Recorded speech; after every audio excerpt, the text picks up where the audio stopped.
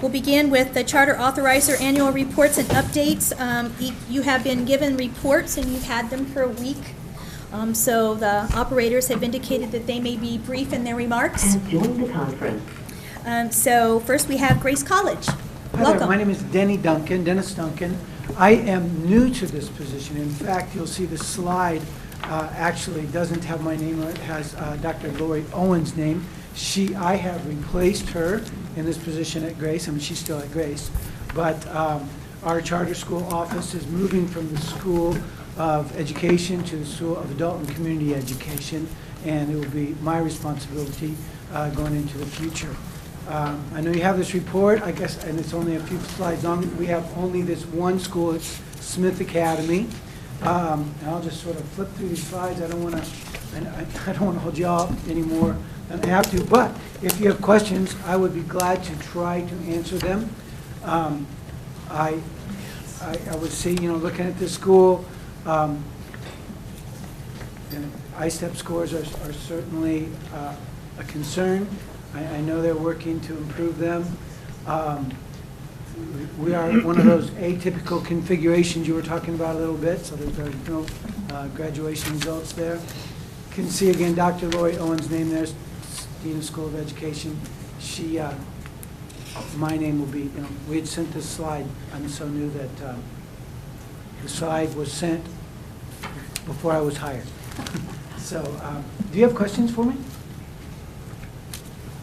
Yes, sir. How do you interface with the Department of Education in regard to collection and dissemination of data? How does that all work? I don't know. Okay. It's an honest He answer. doesn't know. I don't know. I'll ask the next presenter, so whoever's coming Yeah, up, I get ready. have to tell you, I They think get the same communications, and they have to identify people and the same collection process. yeah, I know that I talked to Dr. Owen about, she had put this presentation together, and it's a matter of, working through the Department of Ed databases and, websites to get the things, but yeah, I can't answer that, I don't know. Okay, thank you. Yes, sir. You're one of two private universities presenting today. How well do you feel like you've been able to integrate your ethos and your mission, your purpose as a university, and the work you're doing as a charter? I know you have to be respectful of the fact it's a public charter, but one of the benefits when I saw Grace move this direction was that there was a chance to build a highly relational school. Is there any evidence that that's happened, that the culture of the school has actually been impacted by the relationship with the university? Hey, I've been in this role for 2 weeks. Okay. I visited the school one afternoon. Okay. I do know that everything, I've had a couple of meetings with the administration of the school. I had a formal meeting with them, and I visited with them one time. And I am convinced that their vision for the school is very consistent with that of our institution. They are all about dealing with kids who come from difficult environments and investing themselves in those children and trying to make a difference in a very difficult situation.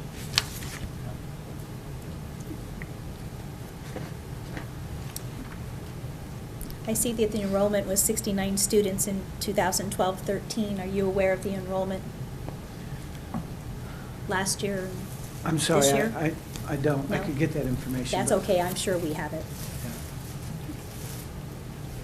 I do know they were pretty pleased with growth, but I don't know numbers. Thank you. Thank you very much. Trine University?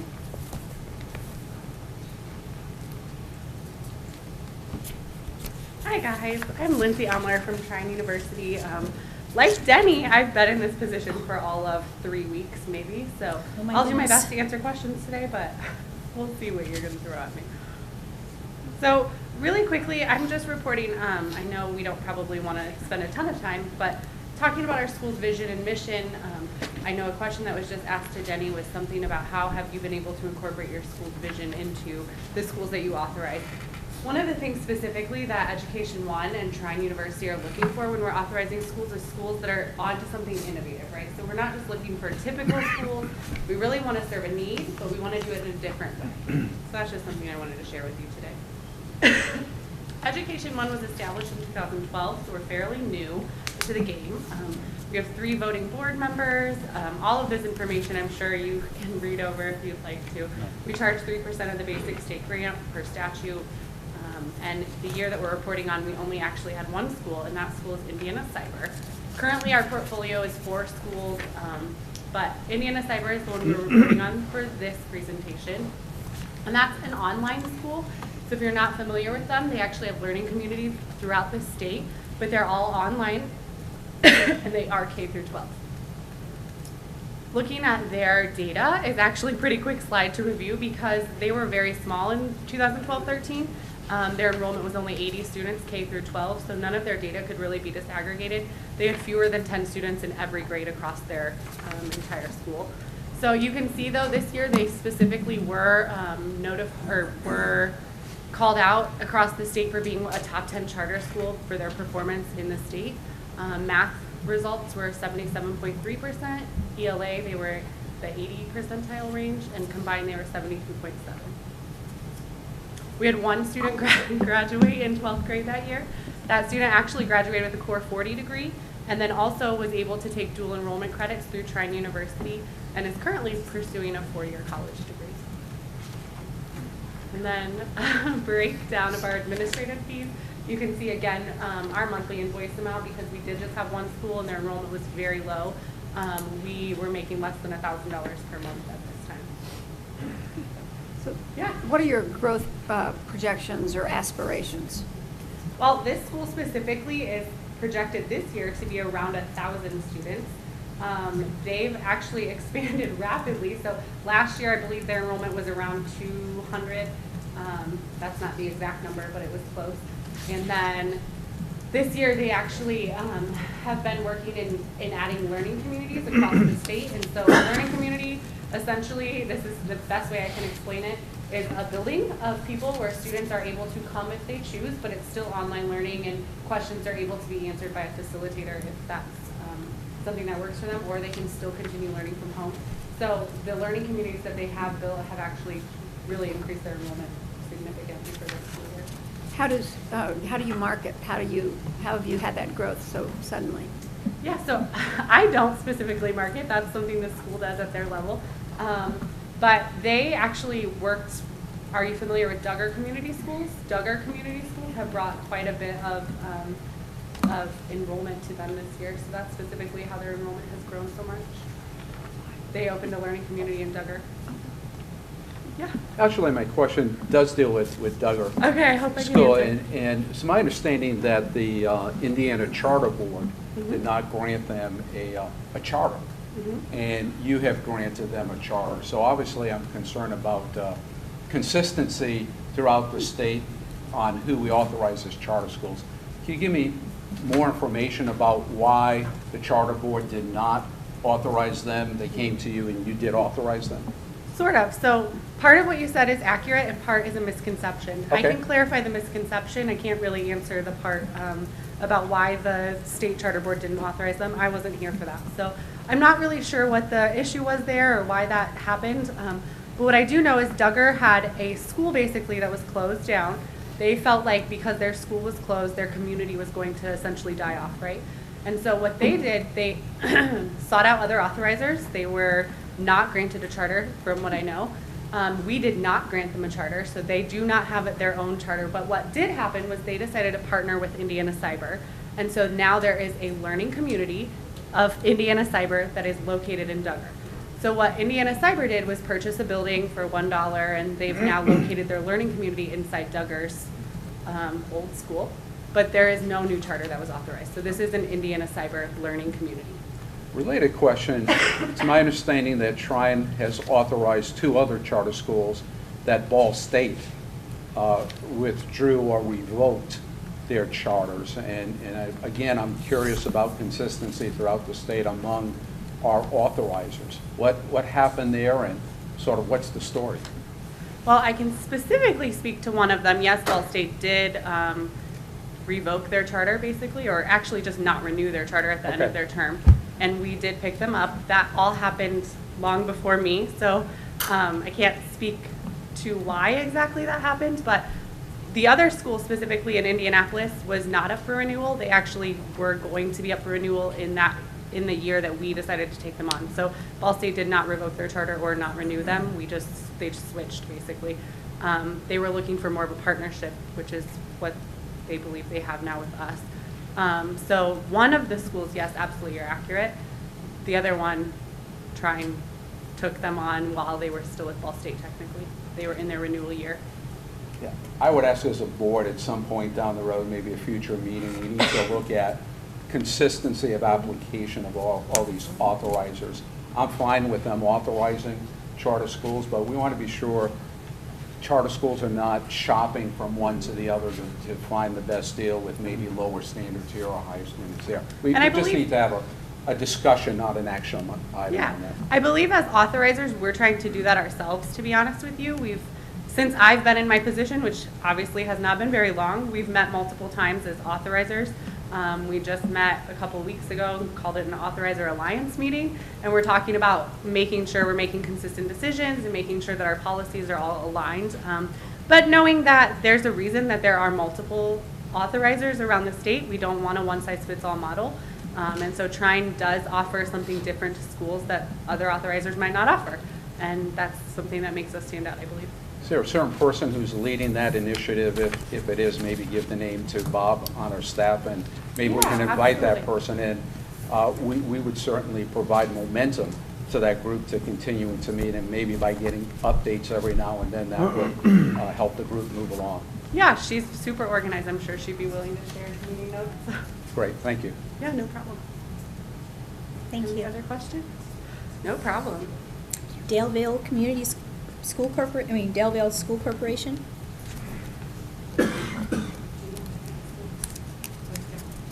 Hi, I'm Dave Stashevsky, Daleville Community School Corporation, and Superintendent Paul Garrison. Indiana Virtual is a charter serving students in grades 6 through 12, and it was in its first year of existence during the 11-12 school year. At that point, we had they had 9 students to start the school year, ended up having 22 students. The typical Indiana Virtual student enrolls during mid-year, had stayed 60 to 90 days, and upon dismissal from the facility, enrolled back into their home school.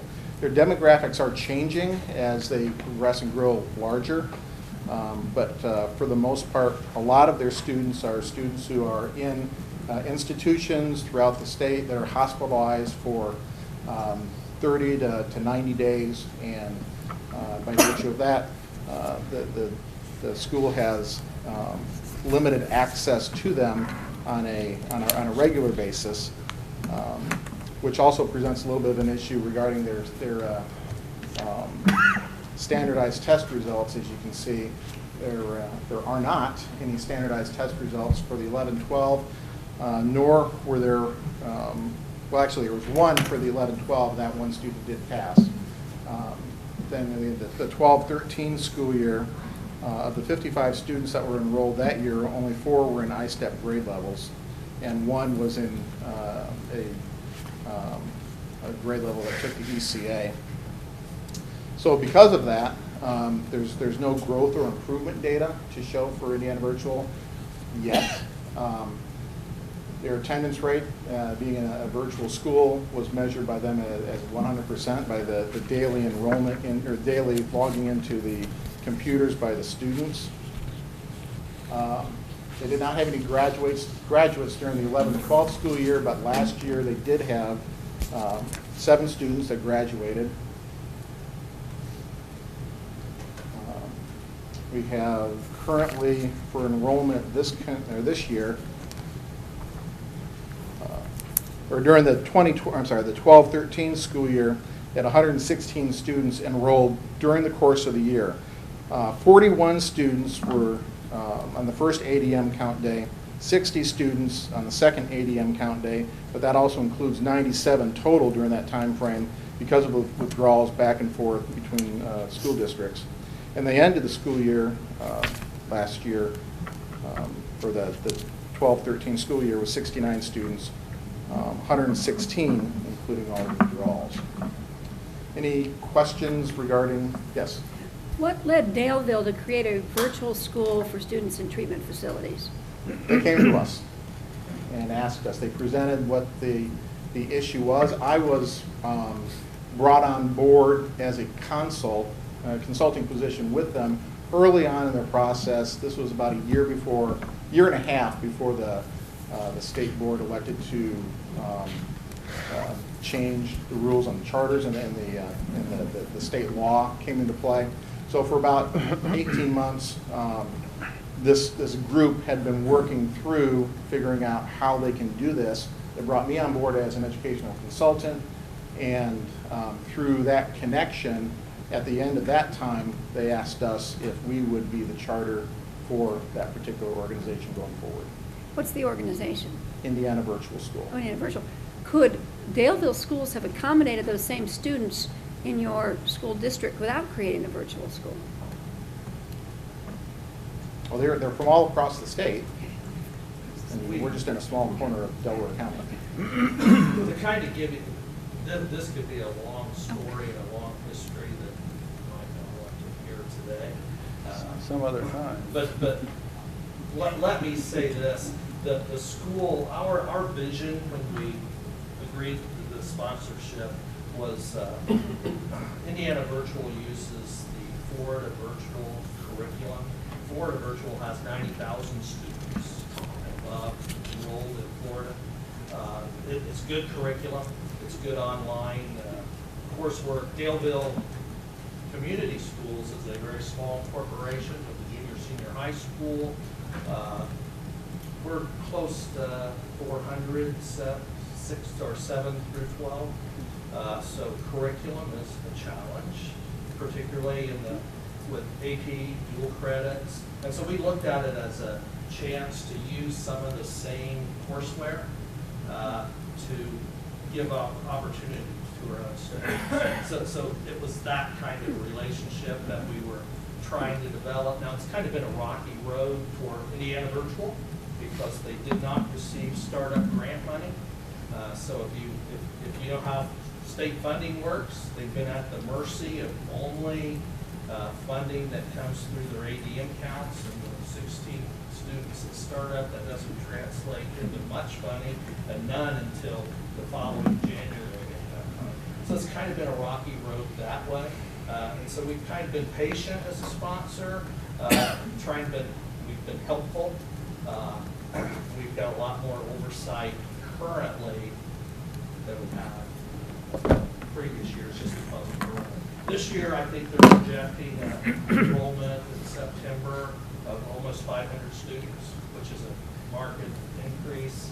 And of course, that changes. The demographics are changing. And those are all Indiana students. Yes. Yeah. And what do you attribute that to? You I have think more. they're You have more marketing- facilities. You they're- have more facilities who are asking for it. I think if you think of it's an online approach, just as a previous school. I think if you think about just the funding and the way it works, it's kind of a slow ramp up because you have to pay. They have expenses they have to meet. They have teachers that communicate with every child back and forth. They pay them back. And I think it's just been a matter of having to start slow because they didn't have a lump of money to hire huge amounts of staff. And as they increased numbers, they gained a little funding. So I think that they've been able to handle more students. And so they've kind of met a threshold, I think, this past year where they can kind of ramp up and serve those kids. And Quick question. I know that curriculum a little bit, that coursework curriculum. Is this a situation where students are actually able to make up lost credits in any kind of recovery fashion, given that they're out of treatment, or does it not allow them to accelerate? Or can you talk just a little bit yeah, more it about does. that? The curriculum itself allows them to accelerate as quickly as they can move through it. Okay. So, you know, when a student comes on board, they kind of find out where the student is in that particular course that they're currently in. And then, you know, based on the student themselves and what they're going through, they're either going to be able to accelerate or decelerate some, just depending upon what, you know, what their needs are. Because they are in a treatment facility. Right. And they're there for a reason. Academics, while extremely important, sometimes takes the back seat to some of the other needs that they have. And not all their students are. But they can accelerate. They can go just as quickly as they And I can. know you don't have like ISNP data, I was just wondering if you guys tracked any of the data, like on the ability to stay current with their peers in terms of recovering any of the credits or keeping them from being in a situation where they may drop out down the road at some point. Well, David, would you like to ask the question on data? Yes. Go for it. If you guys can find You've us, had 20 minutes to prepare. if you guys can find us a way to authorize us to go into the STN site as an admin over at the charter school and the Learning Connection as an admin over the charter school, we could get in there and we could find out as much data as we would need to have, real time. That would be very helpful. Because of FERPA. The and school has. Legal requirements. Yeah, Indiana Virtual has that They authority. have access Right, to that not- data. not We have Sure. access, Right. not to student by student data. Correct. Only, just as you request data, we request data from them. So as an authorizer, we aren't really administrators of the school. Recently, we've had some contact with IDOE, with Jeff Barber, Shalanda Trice, I think, within the last few weeks, working on ISTEP coordination, where Dave is our test coordinator for the corporation, so he's working hand in hand this year with their test coordinator because they're brand new. This is what I'm doing here. Have you done that yet? This is how you do it. Go get it done. Tell me it's done. But we can't really, in real time, check that all the dominoes are proper. And what's preventing you from doing that? You mentioned FERPA, but FERPA talks about need-to-know basis. So when you have a need-to-know on an individual student, so I'm not following Well, why when I you're being asked the restricted. question of our legal counsel, they told me that it was better for us to get the data from From the IDOE school. and from the school itself, and not push for that relationship. So that's not a legal So we backed off. decision, that's a That's policy still decision. That's still an attorney advisory decision. But it's not a legal opinion, it's you have a It was lawyer his legal- advising. It was his legal opinion that we may have a FERPA problem. How's that? And when my school attorney says, Paul, you shouldn't do this because you're at risk, then I say, okay, I'll follow your advice. I'll leave it in your hands. Good decision. Thank you very much. SBOE staff update. I just have a couple of items, and then Claire has a couple of items. I'd like you to ask you if you noticed the planning calendar for next month, and are there any other items that need to be included on a regular basis? Student instructional expenditure, strategic plan update, turnaround update, turnaround committee update, approval of A to F designations. Those are all on there, along with a couple of other things. So do we need to, at this point, add anything else that you know of? And is there anything on there that you do not want on there? Head nods would help. Yeah, you're good. Thank you, Bob. One other thing, I'd like to formally introduce someone you've already met, and that's Cynthia Roach. Cynthia is our Accountability and Assessment Director, and she just began her work, so we think she's going to be a great asset and work closely with the DOE and then again the board. So we'd like to welcome her officially. Thank you.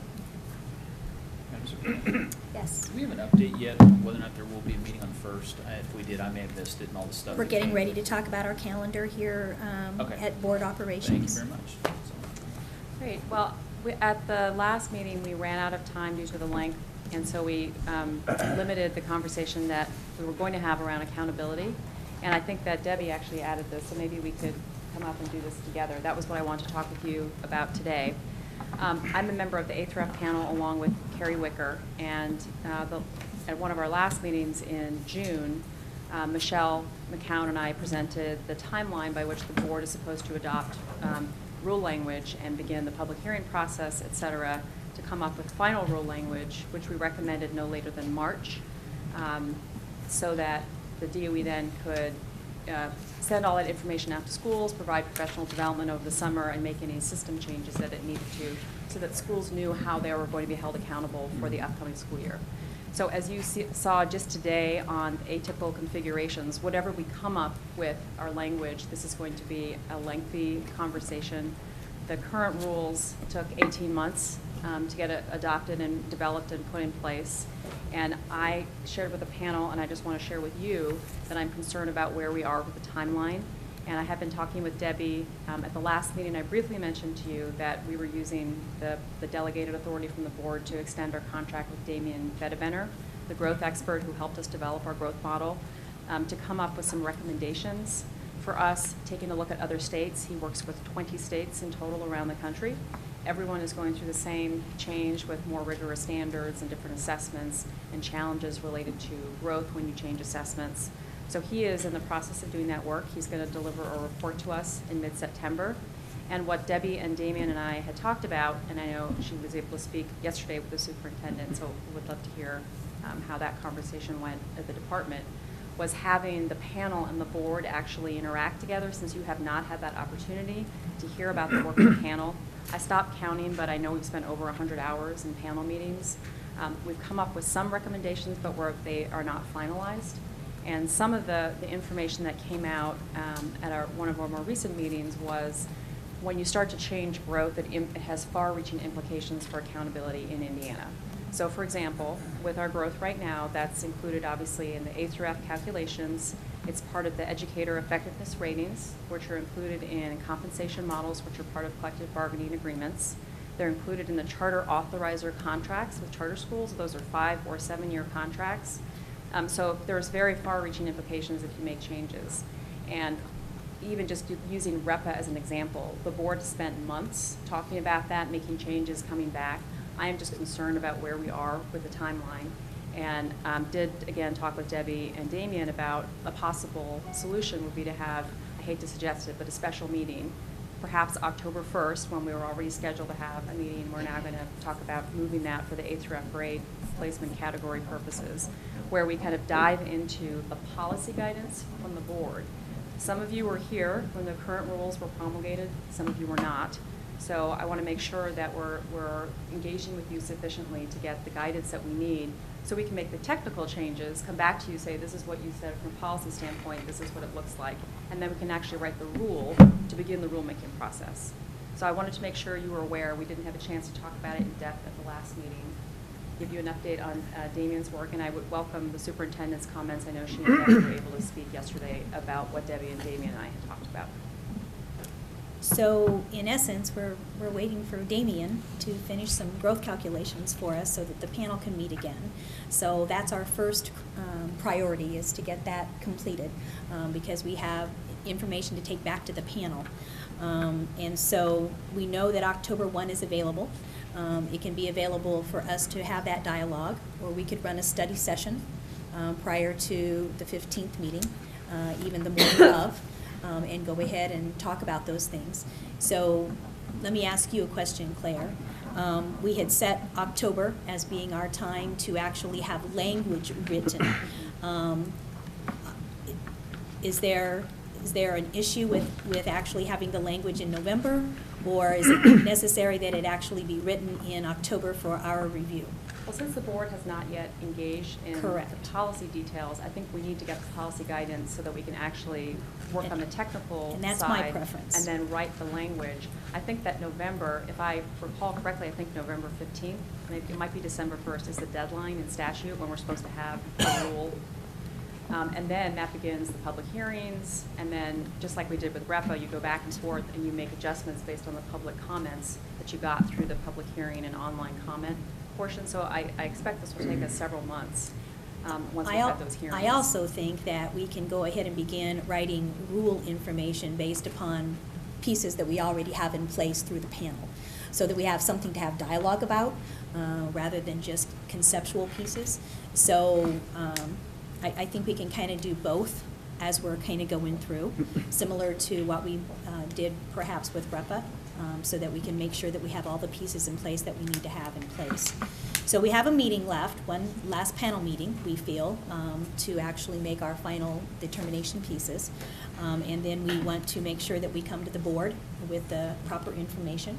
And then we have to make sure that we get rule written. So we just need to create a timeline in which this flows for us to get the work finished. And the other thing to keep in mind is that Damien is going to be out of the country for the first 2 weeks of October. So if he's doing this work for us now, he said it would take a couple weeks. He'd get the report mid-September. So I would like for him to engage with you because he's the expert, so you can have conversation with him and the panel. So I just want to keep. When's he I wanna make leaving sure- town? I think it's the 1st to the 15th. He's out of the country. So again, I just suggested the 1st, and that's probably not going to work with his schedule. But Matt? So I feel like the panel needs to be meeting first before the board, so we can get the last pieces in place. Well, may I make a comment here? Thanks, Claire. Actually, last meeting, and certainly this meeting, and I have to go here pretty quick, but I think it's very important. The panel's been working a long time. I don't know how many months. I would like whatever research recommendations they have, certainly want Damien's analysis as an expert. I think the board needs to grab a hold of that now and start making policy and move on it. If we delay on this too long, we're not going to get our work done. And I was here for the first time. It's a lot of work. And there's just like our discussion earlier, you know, it's easy to impugn and criticize and critique, but the fact is, constructing a test in a classroom isn't always easy, and this is a whole system, unique circumstances. So I would like their wisdom, and I'm sure they picked up a lot along the way, ASAP, in writing even. Certainly the next meeting we could have in exchanges, but I'd like their information, I like Damien's, and I think we need to get, the board needs to take this now and fulfill the timeline. I just feel it's critical because I have been through it. People need to know, and the sooner the better, and they can design their actions. I want to move if you pick up on that. well, and the one other thing I forgot to mention, of course, we just went through our waiver renewal process, and there's a whole section of 20 pages in our waiver About getting that our done? model.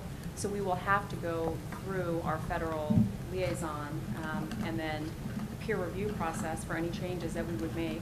And we have not yet engaged because we don't have a final recommendation with them. So that's the other reason why I'm feeling this urgency for us to actually have the board engage on the policy, give clear direction, because I suspect that's not the first conversation we're going to have. I think it's going to. Can we send a letter to this A through F panel and say, we appreciate your study and hard work, we'd like your recommendations? And then the next time we can get together, if someone want to come and present, obviously that'd be fine. But I don't think we can hold up. We have to get moving, and I want their wisdom.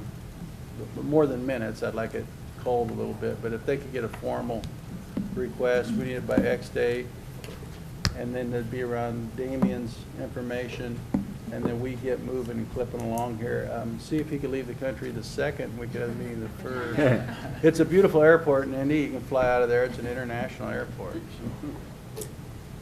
We need to conclude the work of the panel, though. We only have one more meeting. And When's we the will- last time you met? August? End of July. Is there a date set for that meeting at all? Well, Has it we're been waiting on set? Damien's information. So I think he was waiting for guidance from us because he took a look at where we were, where the panel last was, and he raised some concerns about the far-reaching implications of the changes we were proposing, and he wanted to make sure we were thinking more broadly. It since sounds like many board other has states- policy decisions to make. Yes. Okay. So you're thinking about a special meeting, the end of September sometimes. We have strategic planning that I think 4 of us are on the 26th.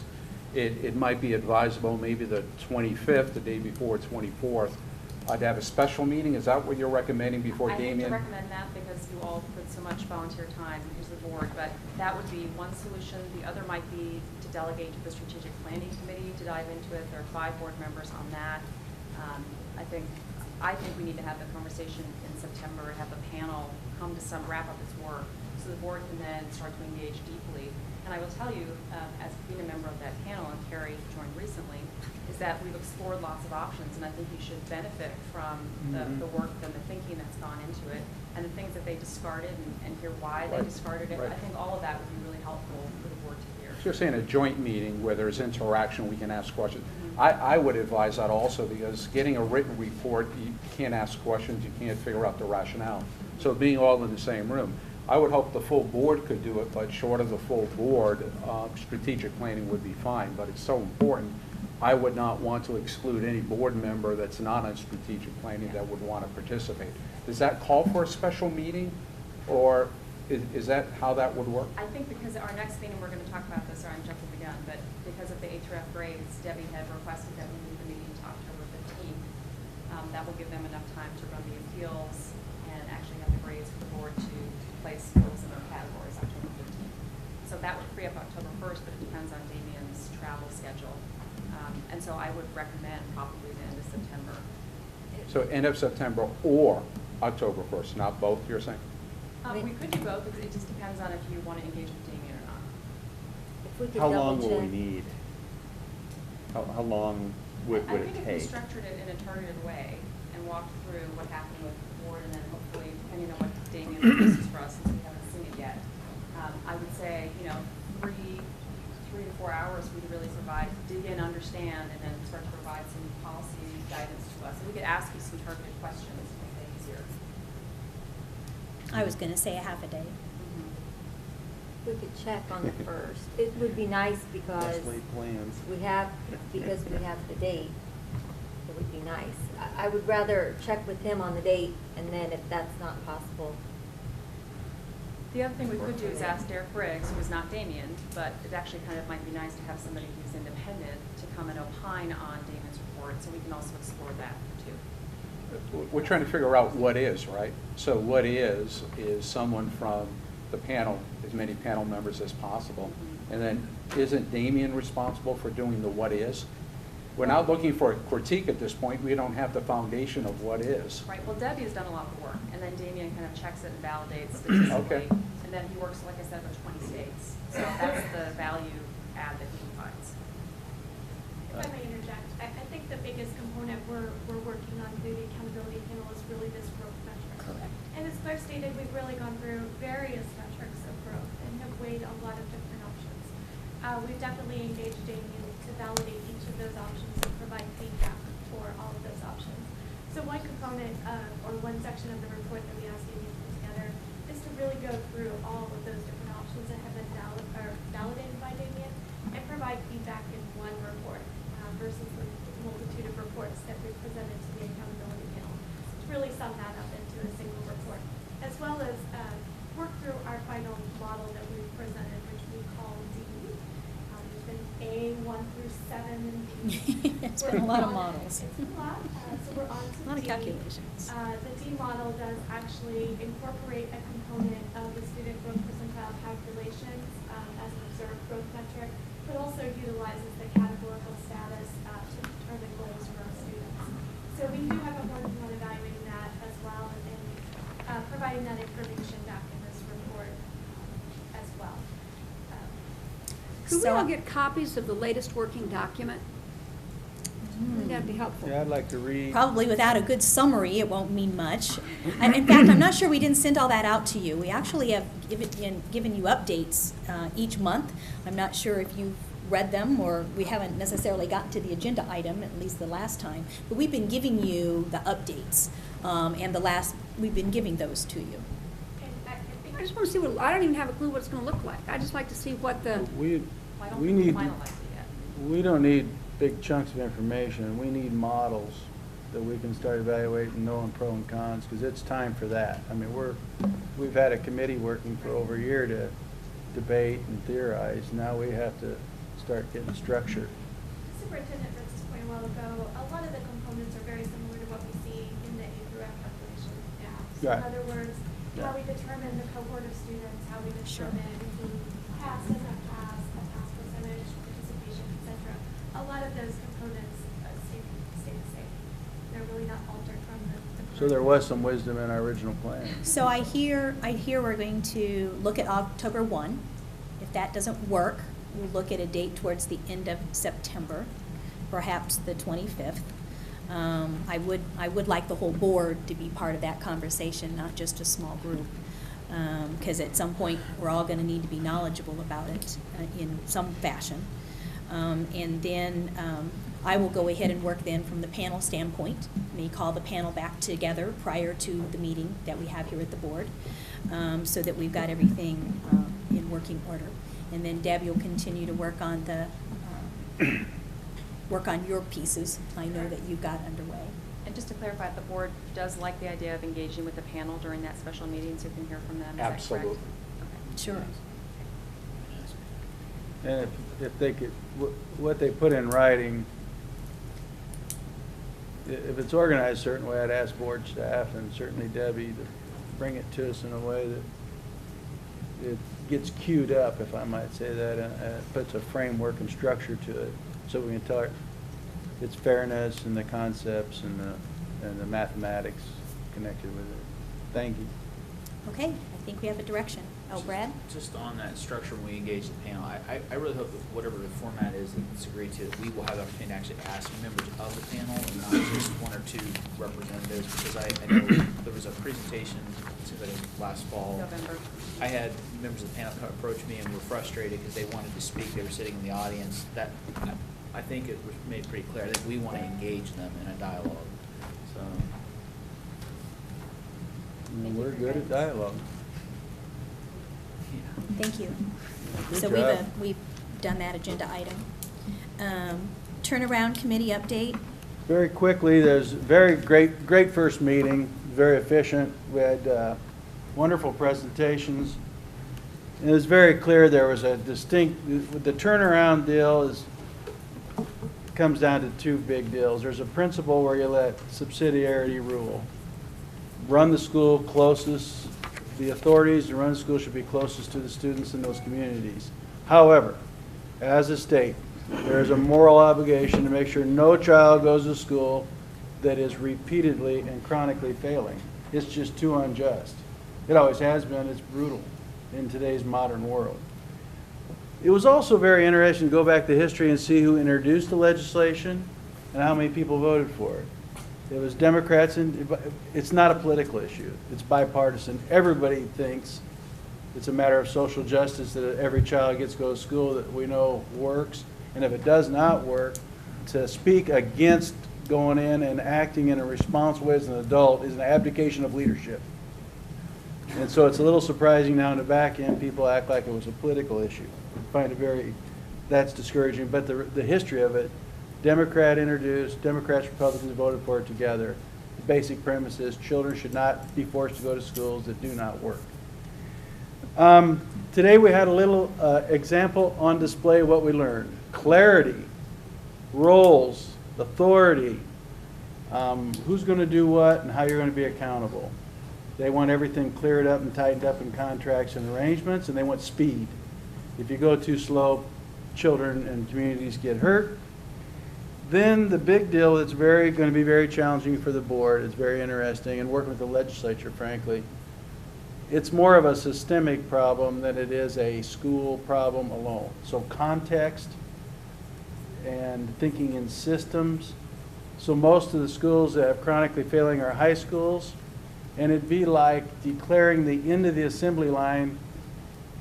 Children are very different than cars, so forgive the analogy, analogies are always imperfect, but you blame the guys at the end of the assembly line because the car doesn't work so well.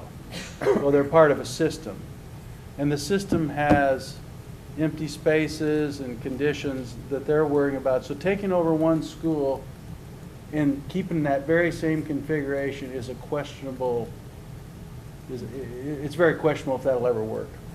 So we're going to have a couple more hearings in Gary and Evansville, do some more travel, some more investment in school board matters, and we'll learn from others. But it's pretty clear we'll have to make some, that we're in the right thing, it's morally correct. How we refine that and moving forward so we address systems and larger context will be essential, and that we have an obligation to do this right.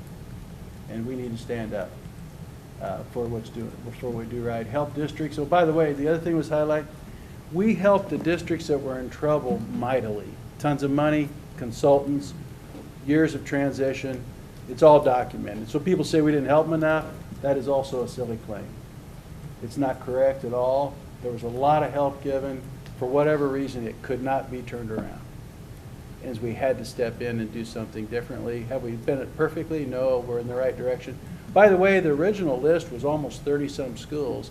And once they knew the superintendent and board was serious, a lot of them did yeoman's work. Educators and communities came together and did yeoman work to turn a whole bunch of schools around in that process. So the law actually was brilliant. It's going to get refined, I'm sure, our rules and the law. So appreciate the committee members. We'll keep working on it. We'll get you a timely report, and we'll try to move on it, okay? Any questions? Thank you. I'm going to be very late for a meeting. I shall depart. Strategic Planning Committee update? No update. There's been no update since the last meeting, other than we're meeting on September 26th at 12 noon in Indianapolis. So I think as it relates to a special meeting, it might make sense if we're going to do one at the end of September to do it on that morning, so that we could have a special meeting that morning and do the strategic planning meeting after that. Just a suggestion. That's a good idea. Waiver update, Danielle. I believe the board has received the entire update, so perhaps we might be brief if you just have any questions for her. I want to say congratulations. It was well done. Got it done. Thank you. Any questions regarding implementation? Yes. Congratulations also, obviously. A number of people worked very hard on it. And as someone mentioned, the congressional delegation and Senator Coates and Senator Donnelly were just wonderful in advocating for us, and I think they need to be publicly acknowledged. My question deals with any amendments that were filed in the process. Once you submitted it to the U.S. Department of Ed, were there any amendments in addition to what you submitted? And so they were okay and it was complete? Okay, super. Resolved, and so we will continue to provide a monthly update, much like this. We also provided to USD, not at their request, but rather at our own initiative. And really, as stated before, when we presented on the waiver, when you look at these three principles and you look at the work of standards implementation, assessment shifts, accountability, support focus and priority schools, teacher and principal evaluation, that's part of the work. And so these updates will really just bring them to speed on really the deliverables that will come to our waiver. So these presentations will always just kind of be where we are in current status. Can you give us a preview of what comes next? The approval is through the end of this academic year. Then what happens? We don't know yet. There's lots of unknowns. And the U.S. Department of Education said there'll be information forthcoming with the renewal information in terms of application and basically the details of how to go through that process. And yet, we'll let you know as soon as we know. Great. And if you've not read the PowerPoint, I urge you to do so because the department's very proud of what it's been doing with its implementation from the very beginning. Brad? Yeah, as soon as we got news of that, I tried to get word out of my appreciation to the department staff, and I sent that on. Yeah, and I'm not doubted their ability to dig deep and do what we needed to do. Our students benefited. I think the one thing I would love just to encourage us as a board, and I know it's tight when you have that 60 days and you feel that pressure to hit that submission date. It's probably not the time you want to come together to have a bunch of deliberation on some of these issues, but the teacher evaluation, all these things, as I've said many times, Indiana is a shared governance system. It works best when the department, the board, the governor's office, the legislature are working together. And I think in looking at their comments back and thinking about the fact we're looking at another waiver application down the road, because this is only gets us through this year, while important, I'm looking to the future.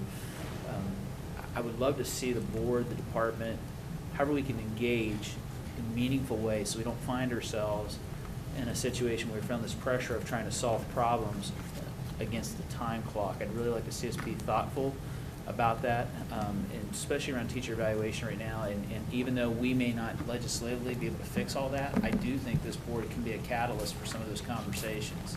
And I said that recently to a couple lawmakers. I'd really like to see some evaluation, teacher compensation things addressed that we know are not working the way we want them to. But again, I just want to say, echo thanks to everybody else has. I think our kids really benefited greatly from that news. I know they have.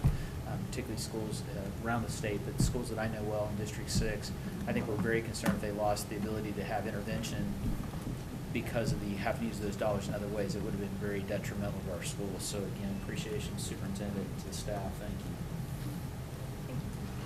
Thank you. Thank you. Our last item is meeting dates, future meeting dates, and you have a copy of the calendar. There are 2 dates on there, March 4 and May 6, which fall within the I-STEP window. We have continued to stick with the first Wednesday of the month.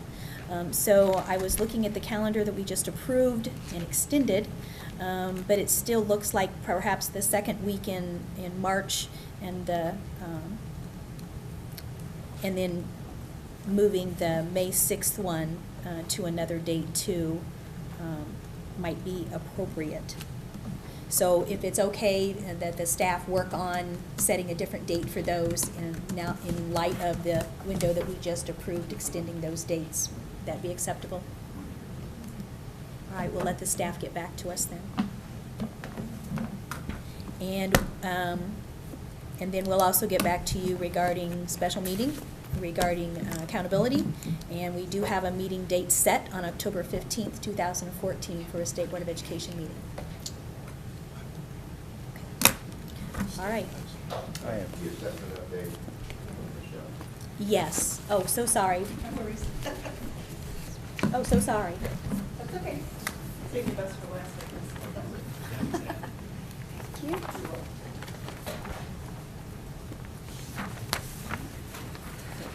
So I have for you a handout that has the dates on it with regard to the RFP. I thought you might be interested in knowing those.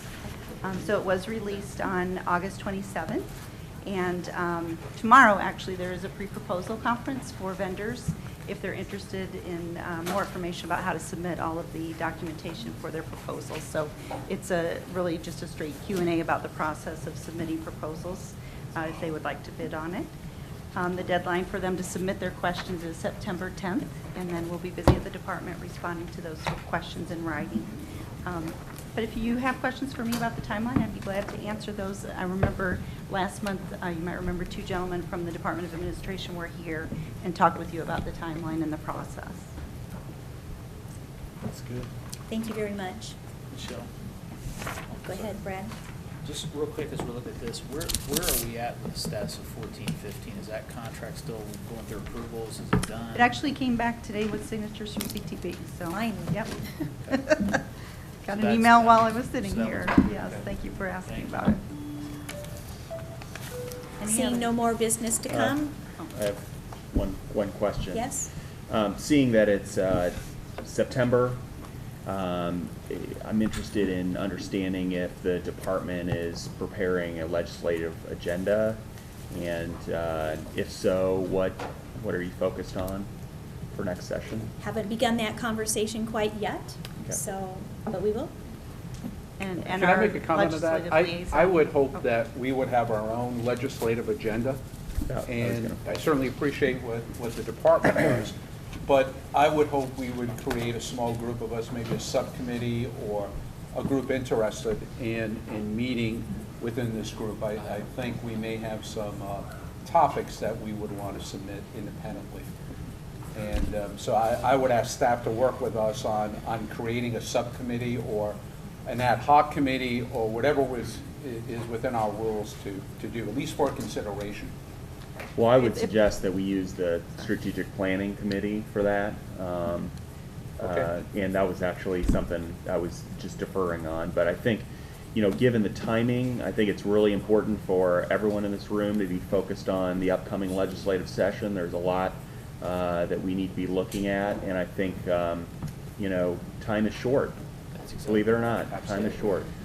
There are study groups already forming in the legislature. Well- So I think we need to be in on those study groups, at least making proposals. And so when we look at the legislative cycle, you've got to back that up to the study groups.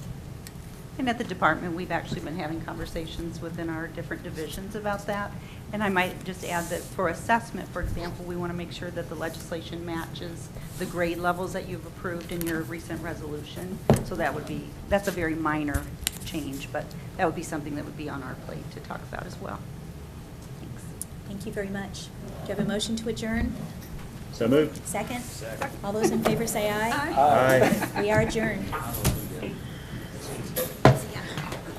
Have a good start. Have left the conference. Yeah, coming over. Okay. I will have my senior